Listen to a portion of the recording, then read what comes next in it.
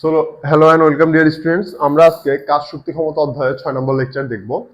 আজকের লেকচারে আমরা আলোচনা করব কাইনেটিক এনার্জি বা গতিশক্তি নিয়ে। তো সবাই হেডিং দাও, কাইনেটিক এনার্জি বা গতিশক্তি।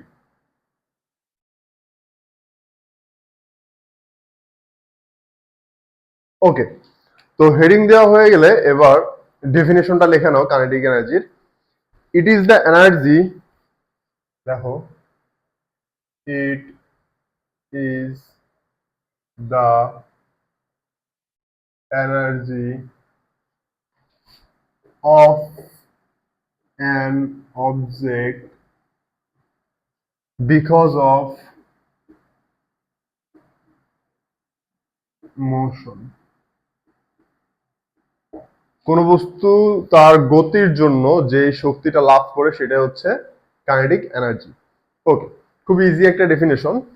তো কাইনেটিক এনার্জি মোটামুটি তিন ধরনের হয়। তুলো কাইনেটিক এনার্জি, একটা হয় তোমার চলন গতির জন্য বা ট্রান্সলেশনাল মোশনের জন্য,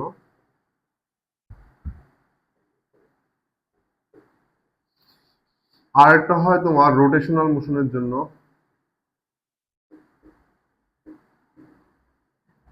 আর একটা হয় তোমার ভাইব্রেশনাল মোশনের জন্য।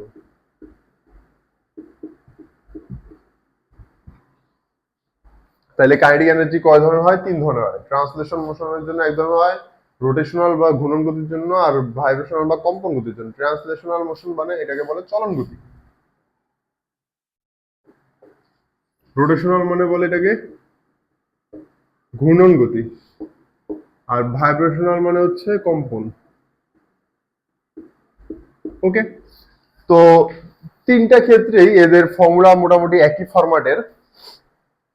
ট্রান্সলেশনাল বা চলন গতির ক্ষেত্রে এর ফর্মুলা কাইনেটিক এনার্জির হচ্ছে হাফ এম ভি স্কয়ার। রোটেশনালের জন্য এর ফর্মুলা হচ্ছে হাফ আই ওমেগা স্কয়ার। এই ভাইব্রেশনের ক্ষেত্রে ওই যে তোমার half m v square, v এর কাহিনী আছে। ভি হচ্ছে তোমার সহজ ছন্দিত স্পন্দনের জন্য একরকম, আর একটার জন্য আরেকরকম। তো এইটা আপাতত আমাদের অত টেনশনের বিষয় না, আমরা আপাতত এই দুইটা নিয়ে বিস্তর পড়াশোনা করবো। হ্যাঁ, এই ভাইব্রেশনের জন্য কি হবে না হবে এগুলো আমরা হালকা পাতলা সহজ ছন্দিত স্পন্দন গতিতে দেখবো। আর তাছাড়া এটার আমাদের অত একটা আলোচনা, আর আদর্শ গ্যাসে হালকা একটু এটা নিয়ে আলোচনা হইলেও হইতে পারে। হ্যাঁ, তো আশা করি তিনটা জিনিস তুলছো। ট্রান্সলেশনের জন্য কি হাফ এম ভি স্কয়ার, রোটেশনালের জন্য কি হাফ আই ওমেগা স্কয়ার, আর এটার জন্য হাফ যেটা হোক এটা। হ্যাঁ, তো এখানে এম কি ভর, ভি বেগ, এখানে আই হচ্ছে জড়তা, জড়তার ভ্রামক, আর ওমেগা হচ্ছে কৌণিক বেগ। তো এই হচ্ছে আমাদের ফর্মুলা। ওকে, এখন একটা স্পেশাল কেস আছে, তুলো এটা স্পেশাল কেস। দেখো, for rolling motion. Rolling motion মানে কি? আবর্তন গতি। কোনো কিছু রোল করে যাচ্ছে, যেভাবে সাপোজ যাচ্ছে, রোল করতে করতে যাচ্ছে, রোল করতে করতে যাচ্ছে। হ্যাঁ, সাপোজ ধরো হ্যাঁ, একটা বস্তু এইদিকে ভি বেগে যাচ্ছে, আবার এইভাবে ঘুরতেছে কৌণিক বেগে। হ্যাঁ, এটা হচ্ছে তোমার রোলিং মোশন। তাহলে একই সাথে ঘুরতেছে প্লাস আগাচ্ছে। তো রোলিং মোশনের ক্ষেত্রে দুই ধরনের গতিশক্তি হয়। ট্রান্সলেশনাল বা চলন গতিও থাকে, যেটা ভর কেন্দ্রের বেগের কারণে হয়, আর রোটেশনাল বা ঘূর্ণন গতি থাকে, যেটা রোটেশনের কারণে হয়। নিজের অক্ষের সাপেক্ষে তো ঘুরতেছে, এই কেন্দ্রের সাপেক্ষে ঘুরতেছে না, অবশ্যই ঘুরতেছে। তাহলে ফর রোলিং মোশন এখানে টোটাল কাইনেটিক এনার্জি কত হবে? একটা হচ্ছে K translational plus K E rotational, বা half m v square plus half I omega square. এই হচ্ছে ফর্মুলা। ফর রোলিং মোশন এর দুই ধরনের গতিশক্তি থাকে, আর টোটাল গতিশক্তি হয় এই দুইটার যোগফল। ঠিক আছে, আশা করি একটু বুঝছো। তুই জানো আমরা এই রিলেটেড ম্যাথটা দেখবো। তাহলে আমাদের গতিশক্তির ফর্মুলা কি? Half m v square, half I omega square. আর রোলিং মোশনের ক্ষেত্রে এই দুটোর সমষ্টি হয়। ওকে, তাহলে রোলিং মোশন কি বুঝছো দাও আপাতত? যে আবর্তন গতি। রোলিং মোশন হচ্ছে আমাদের আবর্তন গতি, যেটাকে আমরা একই সাথে যে ঘুরতেছে প্লাস আগাচ্ছে। হ্যাঁ, সাপোজ তুমি একটা টেবিলের উপরে একটা কলমকে তুমি পুশ করলা, তাহলে কলমটা কি আগাবে, মুভ করবে, প্লাস ঘুরবে। ওকে, তো আমরা কোশ্চেন দেখবো। কোশ্চেন 1 বলা হচ্ছে একটা বস্তু আছে এরকম,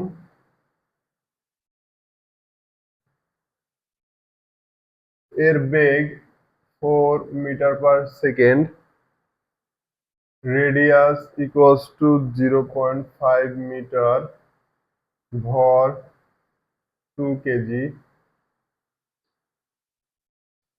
আর এটা হচ্ছে আমার একটা সলিড স্ফিয়ার। সলিড স্ফিয়ার মানে কি? নিরেট গোলক। হ্যাঁ, তো বলা হচ্ছে ফাইন্ড টোটাল কেই, total kinetic energy equals to what. এটা হচ্ছে কোশ্চেন যে টোটাল গতিশক্তি কত। ওকে, তো আমরা এখানে এটা কি ধরনের মোশন? আচ্ছা, এইভাবে দেওয়া আছে যে রোল করতেছে, এটা একটা রোলিং মোশন। কোশ্চেন এইভাবে বলা আছে যে একটা সলিড স্ফিয়ার যার ব্যাসার্ধ 0.5 মিটার, ভর 2 কেজি, সে 4 মিটার/সেকেন্ড রৈখিক বেগে আবর্তন করছে, তাহলে এর টোটাল গতিশক্তি কত? ওকে, এখন আমার ডাটা কি কি দেওয়া আছে দেখি, কোশ্চেনটা যদি সলভ করবো তো ডাটা তুলি। আমার দেওয়া আছে বেগ। আচ্ছা, আমি যদি বের করতে চাই তাহলে টোটাল কাইনেটিক এনার্জি, আলহামদুলিল্লাহ, হাফ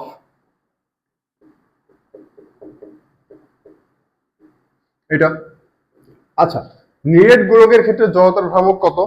নিরেট গোলকের ক্ষেত্রে আমরা জানি জড়তার ভ্রামক I সমান সমান হয় 2/5 m r²। হ্যাঁ, ওকে, তো আমি যদি এখানে হাফ এম ভি স্কয়ার করি, আমি কণিক বেগ চাইলে বের করতে পারি, আমি নাও করতে পারি, সমস্যা নেই। একই কণিক বেগ তো বের করা যাবে, তুমি ব্যাসার্ধ জানো আর রৈখিক বেগ জানো। আমরা কি জানি? ভি ইকুয়ালস টু কত? ওমেগা আর। তাহলে কণিক বেগ ওমেগা সমান সমান কত? ভি বাই আর। বের করতেই পারতাম, তো আমি করতেছি না, সমস্যা নেই, আমি অন্যভাবেই করবো। দেখো, হাফ এম কত?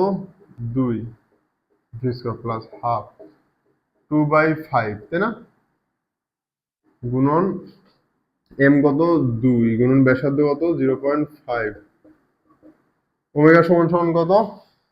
V square by r square, তাই না, 4 স্কয়ার বাই 0.5 স্কয়ার।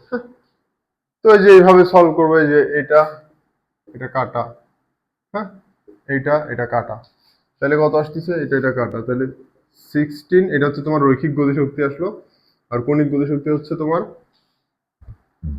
16×2=32/5। তো এরকম এটা করলে যেটা আসবে ওইটা, এটা ধরলে মোস্ট প্রবাবলি এরকম আসবে 22.4। হ্যাঁ, 32/5, তাই না, 32/5, হ্যাঁ, তাহলে এটা হচ্ছে আমার অ্যান্সার।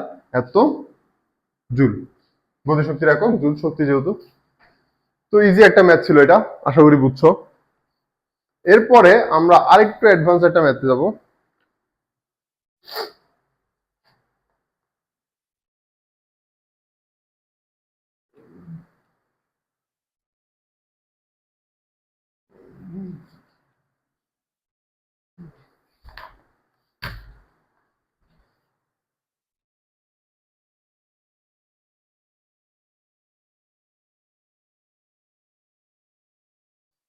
আমার এটা একটা 5 মিটার হাইটের একটা ইনক্লাইন প্লেন, এটা একটা আনত তল যার উচ্চতা 5 মিটার।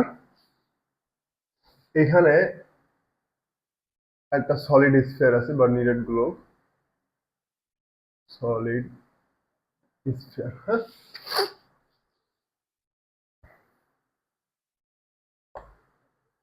কোশ্চেনে বলা হচ্ছে find velocity of the solid sphere at bottom। Bottom মানে এই যে কেন্দ্র, নিচে। হ্যাঁ, তো এই সলিড স্ফিয়ারটার বেগ এইখানে এই পজিশনে কত, এটা বের করতে বলছে। Find velocity of the solid sphere at bottom. Okay, তো এই বস্তুটা এখান থেকে কি হবে, রোল করবে। হ্যাঁ, এভাবে ঘুরতে ঘুরতে ঘুরতে ঘুরতে পড়বে। এভাবে দেওয়া আছে যে এটা ঘুরতে ঘুরতে ঘুরতে ঘুরতে পড়লে এখানে বেগ কত। আচ্ছা, এখানে একটা ক্যাচ আছে, সেটা হচ্ছে এই সারফেসটা যদি ফ্রিকশন লেস হয় তাহলে কিন্তু কখনো ঘুরবে না। তোমার রোলিং মোশনের কন্ডিশন হচ্ছে এখানে ফ্রিকশন থাকা লাগবে, নাহলে কোনো বস্তু রোল করতে পারে না নিজে থেকে। রোল না করে স্কিড করতো যদি এখানে যদি ফ্রিকশন না থাকতো। হ্যাঁ, কারণ টর্ক প্রয়োগ না হইলে বস্তুটা ঘুরবে না। যখনই টর্ক প্রয়োগ হয় তখনই বস্তুটা ঘোরা শুরু করে। তো যাই হোক, আমরা এগুলা ধরে নিছি যে ঘুরতেছে, ঘুরতে ঘুরতে এখানে আসছে, ধরে নিলাম। এগুলো আমরা নিউটনের মেকানিক্সে দেখছি। আশা করি নিউটনের মেকানিক্সের লেকচার দেখলে আরো ক্লিয়ার হবে যে কেন, কখন এটা ঘুরবে কখন ঘুরবে না। এটা টর্কের উপর ডিপেন্ড করে অ্যাকচুয়ালি, আর টর্কের জন্য ফ্রিকশন প্রয়োজন হয়। ধরলাম যে এখানে ফ্রিকশন টিকশন সবই আছে, ঘুরতে ঘুরতে ঘুরতে ঘুরতে এখানে আসছে। এটাই বলছে find velocity of the solid sphere at bottom. তো এই ক্ষেত্রে আমি কি করবো, আমি ধরো এই ধরনগুলো কেমনে করতাম, যে একটা বস্তুকে এইখান থেকে ছাইড়া দেওয়া হলে ভূমিতে কত বেগে পৌঁছাবে, এই ধরনের অঙ্কগুলো আমরা যেভাবে করতাম এই অঙ্কটা ওই সেম ভাবেই করবো। তাহলে আমি করি energy initial equals to energy final. হ্যাঁ, ইনিশিয়ালি কোথায় ছিল, এইখানে ছিল। হ্যাঁ, এইখানে রেস্টে ছিল, এর কোনো এনার্জি ছিল না, জাস্ট কি ছিল, এর কোনো গতিশক্তি ছিল না, জাস্ট ছিল বিভব শক্তি mg। হ্যাঁ, আচ্ছা, এনার্জি ফাইনাল এই পয়েন্টের শক্তি কত, half m v square plus half, ঠিক আছে, half m v square plus half 2/5 m r square v square by r square. ঠিক আছে, লেখা যায়। এটা এটা বাদ যায়, এটা এটা বাদ যায়, তাহলে কি আসে, আর এম এম এম কাটা, তাহলে আসলে কি জি h equals to half V square plus 1/5 V square, এটা আসে। ওকে, তো হাফ প্লাস 1/5 যদি করি তাহলে কত আসে, 10 5 plus 2 7/10, 7/10 v square equal to g h. তাহলে v equals to 10/7 root over.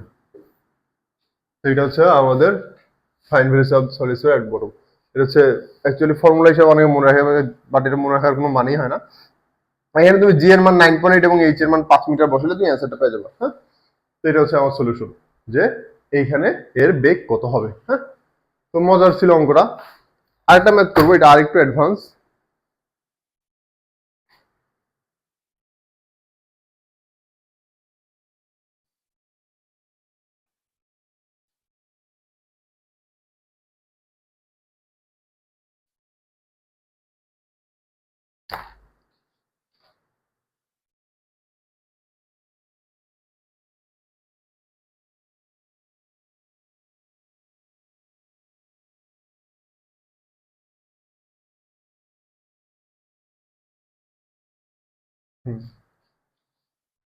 বলা হচ্ছে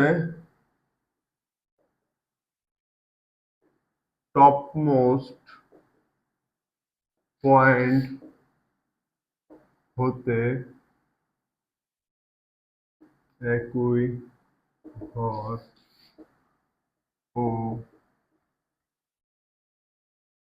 ব্যাসার্ধের একটি ডিস্ক রিং এবং হলো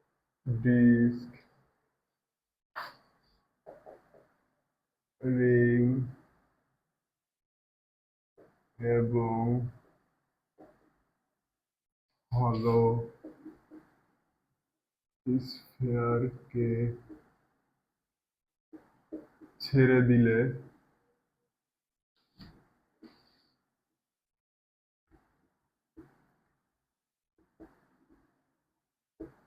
কোনটি সর্বপ্রথম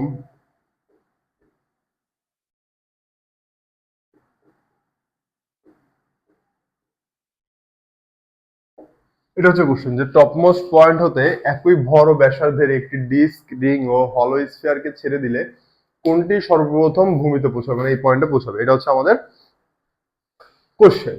ওকে, তো আমরা একটু সলভ করার ট্রাই করি এটা। এই ক্ষেত্রে তুমি একটা জিনিস চিন্তা করো যে কে সর্বপ্রথম ঘুমিতে বসে, তার মানে কি টাইম আস্ক করা হয়েছে যে কে যার টাইম সবচেয়ে কম লাগবে ঘুমিতে পৌঁছাতে সে সর্বপ্রথম পৌঁছাবে। এটা একটা মেথড হতে পারে। আরেকটা মেথড হতে পারে যার বেগ বেশি। স্বাভাবিক না যে যে বেশি বেগে এখানে আসবে সে অবশ্যই তাড়াতাড়ি আসছে, যেহেতু দুজনের সরণ সেম, দুজনের সরণ সেম, যেহেতু সবার সরণ সেম, তাহলে আমি বলতে পারি না যে যার এই শেষ বেগটা এই পয়েন্টের বেগটা বেশি। সবার আদি বেগও সেম, হ্যাঁ, ভিগুলিউবিয়াস এটি, সবার অ্যাক্সিলারেশন এইদিকে সেম। হুম তো আমি এখানে বলতে পারি না যে যার এই পয়েন্টে বেগটা বেশি তার বেগ হলো টাইমও কম লাগছে, হ্যাঁ। তাহলে আমি বলতে পারি জাস্ট বেগ দেওয়া যায় যে যার বেগ এই পয়েন্টে বেশি তার টাইম কম লাগছে। আর টাইমও বের করা যায়, বাট আমরা এখানে দেখবো না টাইম বের করো, এটা হচ্ছে আমরা নিউটনের মেকানিক্সে দেখবো। আপাতত এই চ্যাপ্টারে আমরা হচ্ছে জাস্ট বেগ দিয়ে এটা ডিসাইড করতেছি যে হচ্ছে কে দ্রুত পৌঁছাবে। তো টাইম বের করা যায়, টাইম বের করে এটা সলভ করা যায়। আমি নিউটনের মেকানিক্স ওইটা সিস্টেমটা শিখাবো। ওটা সাধারণত কেউ শিখায় না বাংলাদেশে, বাট আমি শিখাবো তোমাদেরকে।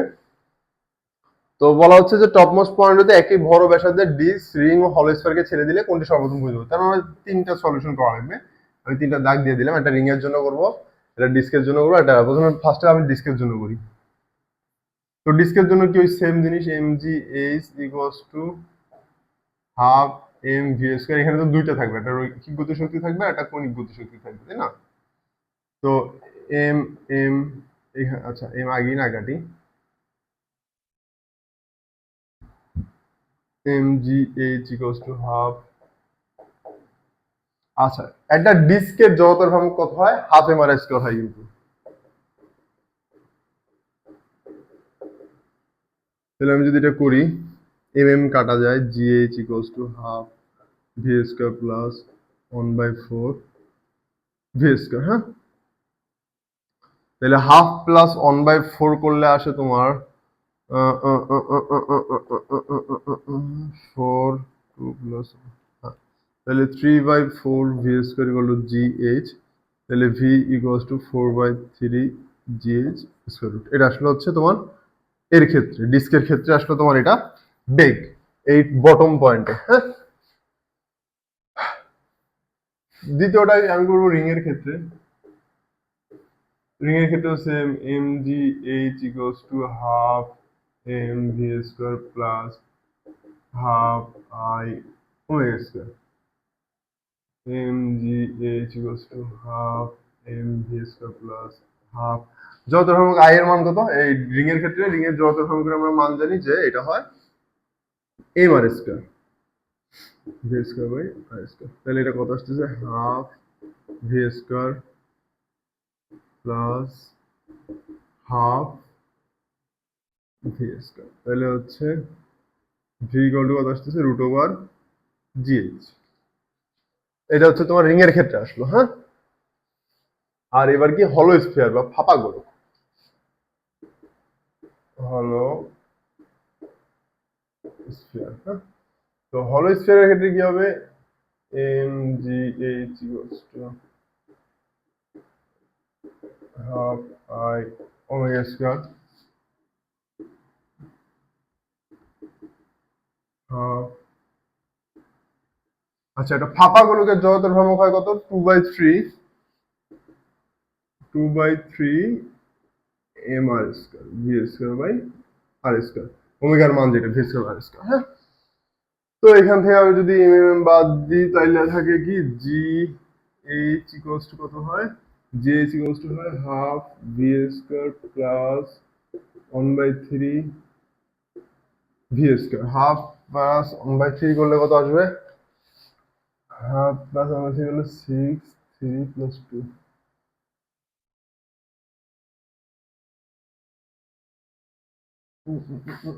হুম, তাহলে 5/6, তাহলে 5/6 V square equal to g h. তাহলে ভি ইকুয়াল টু 6/5।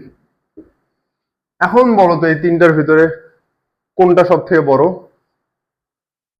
এইটা সব থেকে বড়, তারপর এইটা, তারপর এটা যদি ভি1 ধরি, ভি2 ধরি, ভি3 ধরি, তাহলে সব থেকে বড় হচ্ছে ভি1। এটা দেখো রুটের ভিতরে 4/3 আছে, 2/3 মানে কত 1.333 সামথিং, 6/5 মানে কত 1.2, আর এখানে তো 1 আছে।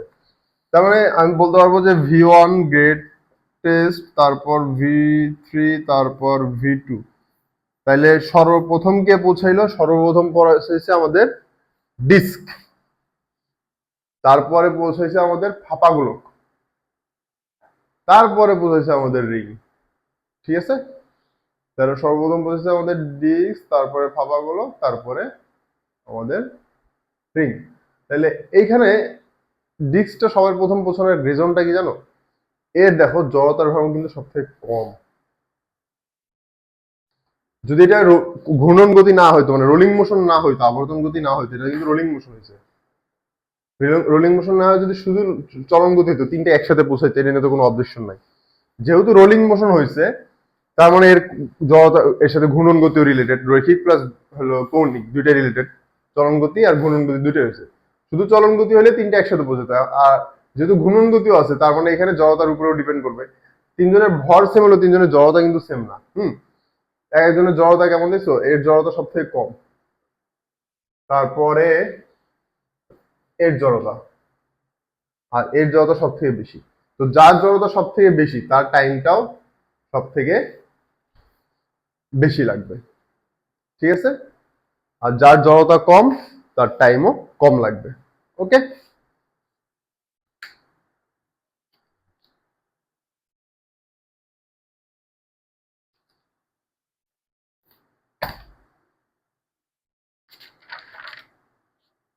এখন আমরা আর একটা ইম্পর্টেন্ট জিনিস দেখব, নোট। নোট দাও সবাই খাতায়, নোট দিয়া কটা পয়েন্ট তোলো।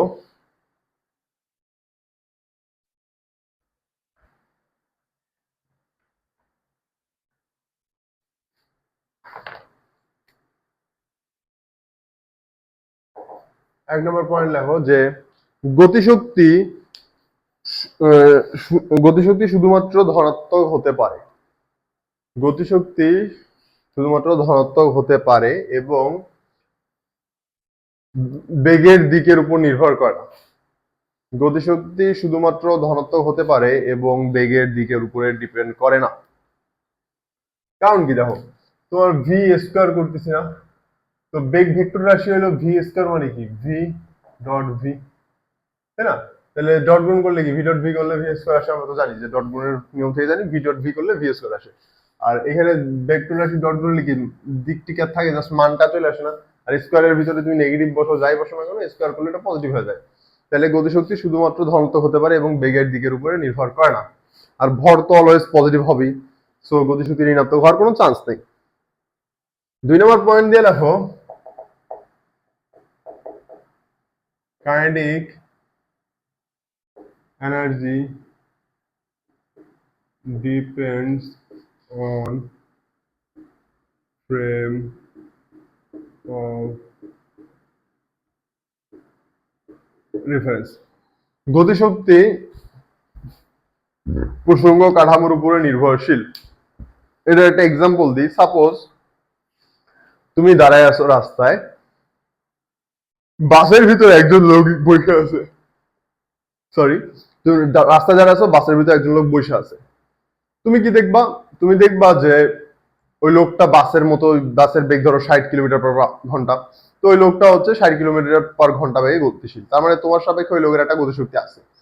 কিন্তু বাসের ভিতরে বসে থাকা লোক, একজন লোক আরেকজনকে যে বসে থাকতে দেখতেছে, ওর সাপেক্ষে কিন্তু ওর কোনো গতিশক্তি নেই। তো এইখান থেকে বোঝা যাচ্ছে যে এই গতিশক্তি আমাদের ফ্রেম অফ রেফারেন্সের উপর ডিপেন্ড করে। তুমি, আমি বাসের ভিতরে আছি, আমার কাছে বাসের ভিতরে আরেকজনের গতিশক্তি শূন্য মনে হবে, ইভেন আমার কাছে নিজের গতিশক্তি শূন্য মনে হবে, কিন্তু বাইরে থেকে যে দেখতেছে সে দেখবে যে না, এর গতিশক্তি শূন্য না। তো এই দুটি ইম্পর্টেন্ট পয়েন্ট গতিশক্তি রিলেটেড। আচ্ছা, এখন গতিশক্তির একটা ইম্পর্টেন্ট অ্যাপ্লিকেশন আছে, সেটা হচ্ছে বুলেটের ম্যাথ। বুলেটের ম্যাথে আমরা গতিশক্তির খুব ভালো কিছু এক্সাম্পল পাবো।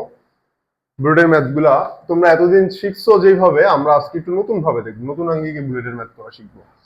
খুবই ইজি বুলেটের ম্যাথ। হ্যাঁ, তো হেডিং দাও বুলেট এর অঙ্ক। ওকে, কোশ্চেন অন। তো একটা কোশ্চেন দেখি যে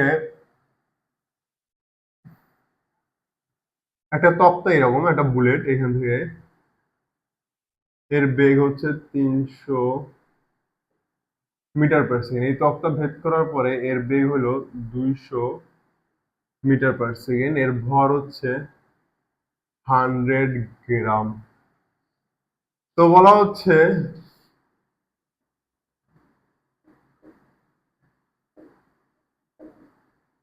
এরূপ আর কতটি তক্তা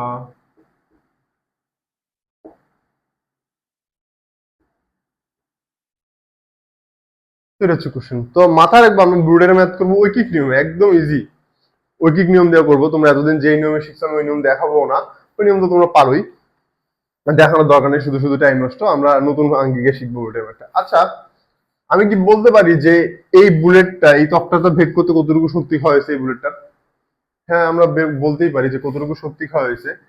কেমনে? এখানে একটা গতিশক্তি আছে, এই অবস্থায় গতিশক্তি আমি প্রথমটা একটু এই জন্য ডিটেলস দেখাচ্ছি। গতিশক্তি ফাইনাল কত বলতো? হাফ গুণন এম গুণন 200 স্কোয়ার, এটা হচ্ছে ফাইনাল গতিশক্তি। আর ইনিশিয়াল গতিশক্তি এটা এখানকারটা।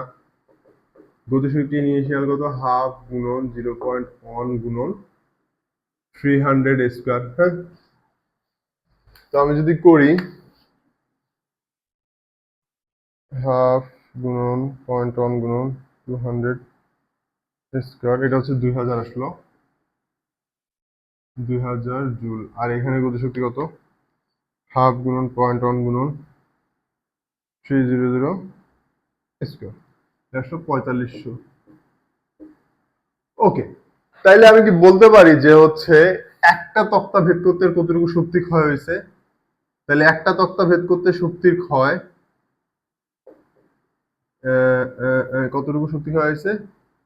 4500 মাইনাস 2000, কত? 2500 জুল। দেখছো, একটা তক্তা ভেদ করতে 2500 জুল শক্তি ক্ষয় হয়েছে। হুম, আচ্ছা, এখন আমি এটা এটুক করলাম। হ্যাঁ, এখন আমি অঙ্ক করব, সেটা হচ্ছে 2500 জুল শক্তি ব্যয়ে তক্তা ভেদ করে একটা। হ্যাঁ, অতএব 1 জুল শক্তি ব্যয়ে তক্তা ভেদ করে 1/2500টা। আর আছে কত আমাদের এই এই মুহূর্তে? এই যে 2000 জুল শক্তি আছে না, 2000 জুল শক্তি ব্যয়ে তক্তা ভেদ করে কটা? 2000 গুণন 1/2500 সমান সমান কত আসতেছে? 0.8। তার মানে দেখছো এই বাকি শক্তি কতটুকু? 2000 না? এই 2000 শক্তিটুকু যদি সবও খরচ করে তাহলে আর একটা তক্তা ভেদ করতে পারবে? পারবে না। এই 2000 জুল শক্তির পুরোটা খরচ করলে 0.8 সংখ্যক তক্তা ভেদ করতে পারবে। তাহলে কতটা? 0.8 সংখ্যক তক্তা ভেদ করতে পারবে। তো এই ছিল এটা সলিউশন। দেখছো আমরা কত ইজিলি করলাম। এখন কথা হচ্ছে মনে হচ্ছে অনেক বড় ক্যালকুলেশন, পরের অঙ্কগুলাই দেখবা আমরা কত ইজিলি করতে পারি। বুঝছো? আশা করি এই কনসেপ্টটা তো বুঝছো যে আমরা ঐকিক নিয়মে করলাম আর শক্তি হিসাব করে করলাম যে একটা তক্তা ভেদ করতে আমাদের শক্তি খরচ গেছে 2500 জুল। তাইলে আর আছে কতটুকু শক্তি এই মুহূর্তে? এই মুহূর্তে শক্তি আছে আমার 2000 জুল। তাহলে 2000 জুল দ্বারা কয়টা তক্তা ভেদ করতে পারবে? 0.8। আর একটা পারবেই না, পুরোটা একটা ভেদ করতেই পারবে না। আর একটা অঙ্ক করি।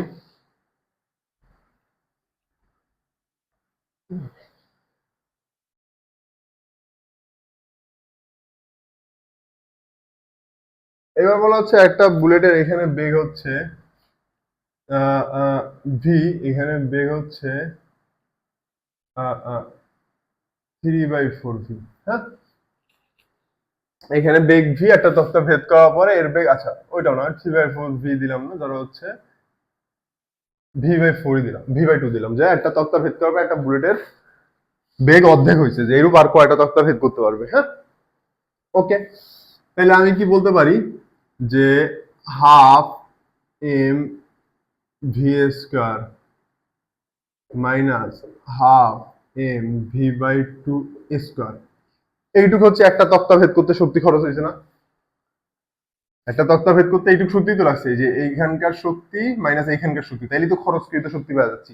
ধরো এখানে শক্তি ছিল 5,000, এখানে শক্তি 3,000, তাহলে কতটুকু গেছে? 5,000 মাইনাস 3,000, 2,000। হ্যাঁ, এতটুকু শক্তি ব্যয় তক্তা ভেদ করে কয়টা?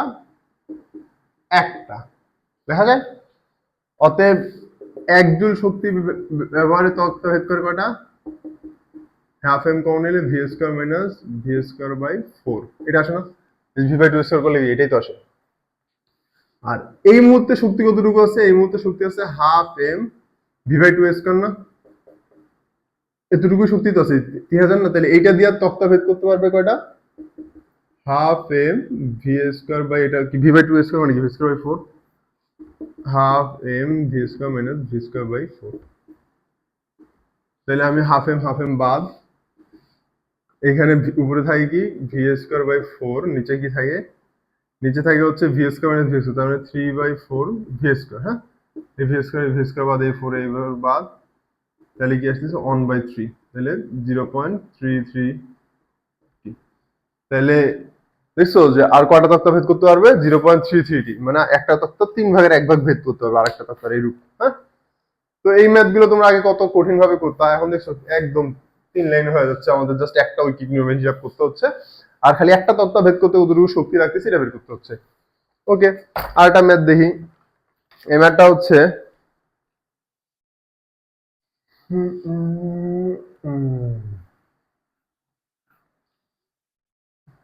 এটা একটা ওয়াল, বলা হচ্ছে যে ওয়ালের ভিতরে 10 সেন্টিমিটার প্রবেশ করার পরে এর বেগ হয় v/3, এর বেগ 3/1 হয়ে যায়। তো বুলেটটি আর কত দূর যাবে? আর কত দূর প্রবেশ করবে? এখন এটা ওই সেম ভাবেই করবো, যে half m v square minus v/3 square না? এইটুক শক্তি দিয়া কতটুকু গেছে? এইটুক শক্তি দিয়ে 10 সেন্টিমিটার প্রবেশ করছে। বলা যায় যে এইটুক শক্তি খরচ করা, এই যে এখানে শক্তিটা মাইনাস এখানকার শক্তিটা, এটাই তো এটা, বুলেটটি 10 সেন্টিমিটার প্রবেশ করতে পারে। অতএব 1 জুল শক্তি দিয়ে কতটুকু ভেদ করতে পারবে? 10 ভাগ এটা, 10 ভাগ half m v square minus v square by 9। আর এখানে কতটুকু শক্তি আছে? এখানে শক্তি আছে হাফ এম, ওই যে v/3 স্কয়ার মানে কি? V square by 9। তাহলে এত জুল শক্তি দিয়ে আর কত দূর যাবে? 10 গুণন half m v square by 9, half m v square minus v square by 9। হ্যাঁ, হাফ এম বাদ। আচ্ছা, তো এখানে আমি যদি v square minus v square by 9 করি তাহলে কত আসে? V square minus v square by 9 করলে আসবে 8/9 ভি স্কয়ার। এই ভি স্কয়ার বাদ, এই 9 এই 9 বাদ, তাহলে আসবে কত?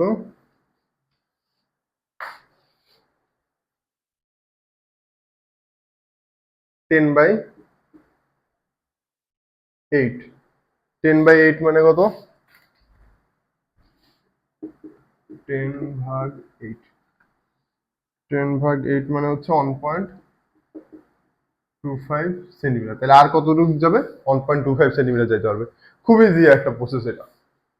ওকে, এরপরে একটা লাস্ট অঙ্ক, এই 3-4টা অঙ্ক করলে আমাদের বুলেটের সকল ম্যাথ ক্লিয়ার হয়ে যাবে। সেটা হলো যে একটা বুলেট ভি বেগে একটা তক্তা ভেদ করতে পারে কোন রূপে। ভি বেগে একটা বুলেট মারলেও কোন রকম একটা তক্তা ভেদ করতে পারে। তো বলছে বুলেটের বেগ কত হলে এরূপ 9টি তক্তা ভেদ করতে পারবে। ওকে, তাহলে একটা তক্তা ভেদ করতে পারে ভি বেগে, বুলেটের বেগ কত হলে এরকম 9টা তক্তা ভেদ করতে পারবে। আচ্ছা, তো আমি বলতে পারি না যে আমাদের এই পরিমাণ হাফ এম ভি স্কয়ার পরিমাণ গতিশক্তি লাগে একটা তক্তা ভেদ করতে?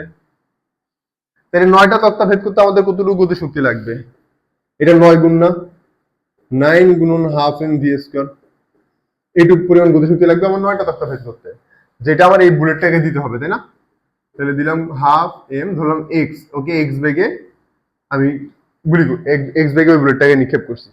তাহলে এইটা সমান হইতে হবে কি, এই যে 9 গুণন হাফ এম ভি স্কয়ার, মানে এত জুল দিয়ে একটা তক্তা ভেদ করে, অর্থাৎ 9টা তক্তা ভেদ করতে শক্তি লাগবে এত জুল। আর এই শক্তিটা কাকে দিতে হবে? বুলেটটাকে গতিশক্তি হিসেবে দিতে হবে। তাহলে বুলেটের গতিশক্তি কত? হাফ এম ভি স্কয়ার, ভিটাকে আমি এক্স দিলাম যে এক্স এর মান বের করবো। তাহলে আমি যেহেতু এখানে একবার ভি ধরে ফেলছি, তাহলে আমি যদি এখানে হাফ এম বাদ দিই, তাহলে এক্স ইকুয়াল আসতেছে কত? 3v। তার মানে বুলেটটির বেগ 3 গুণ করলে বুলেটটি 9টা তক্তা ভেদ করতে পারবে। স্বাভাবিক, দেখো একটা বস্তুর বেগ যদি 3 গুণ হয় আর গতিশক্তি তো 9 গুণ হবে, তাহলে 9টা, যেহেতু আমার 9 গুণ গতিশক্তি লাগবে, তাহলে 3 গুণ বেগই তো এটাকে নিক্ষেপ করতে হবে। হ্যাঁ, ওকে। তো এই ছিল আমাদের বুলেটের অঙ্ক। এইভাবে আমরা হচ্ছে বুলেটের অঙ্ক এখন থেকে সলভ করবো, একদম ইজি মেথড, একদম ইজি। 9-10 এর মতো যে ওই রকম ঝামেলা করে করতে হবে বা অন্যান্য টিচাররা যেভাবে করায় ওই ঝামেলা করে আর করারই কোনো দরকার নেই। আমরা জাস্ট এইভাবে ঐকিক নিয়ম করে বুলেটের যে কোনো ম্যাথ সলভ করবো। ওকে, টাটা, বাই বাই।